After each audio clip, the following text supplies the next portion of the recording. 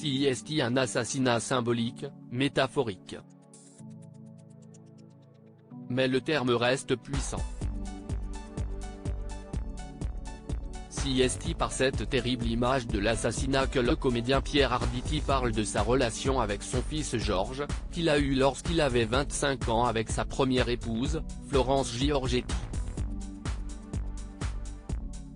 Une relation père-fils au passé compliqué, mais aujourd'hui apaisée, sur laquelle il s'est sincèrement confié lundi 19 décembre sur Europe 1.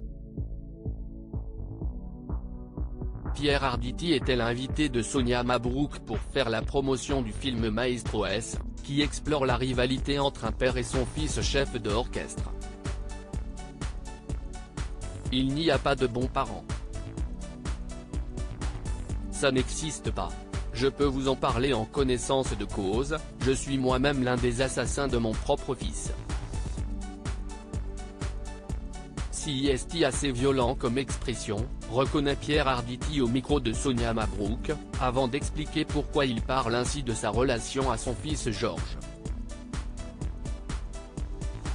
Quand il est venu au monde, sa mère et moi étions en train de nous fabriquer nous-mêmes en tant qu'acteurs. Donc il n'a pas eu ce qu'un enfant attend de son père et de sa mère. Il a un peu fait comme Proust de temps en temps, il devait être seul dans son lit en pleurant parce que sa mère ne venait pas l'embrasser sur le front. CIST comme ça. Quel père a été Pierre Arditi pour ses enfants? Cette très honnête confidence de Pierre Arditi sur le père qu'il a été et est encore aujourd'hui sonne autant comme un état des lieux qu'un mea culpa. Mais le comédien de 78 ans se veut aussi rassurant. On l'a payé très cher. CIST finit maintenant, il y a prescription puisque mon fils a 53 ans, estime-t-il au micro d'Europe 1. Mais, avant, quand on voulait parler avec mon fils, il fallait l'appeler. Lui n'appelait plus. Il nous disait qu'il était ravi de nous voir, qu'il n'y avait pas de problème, mais que lui n'appellerait pas.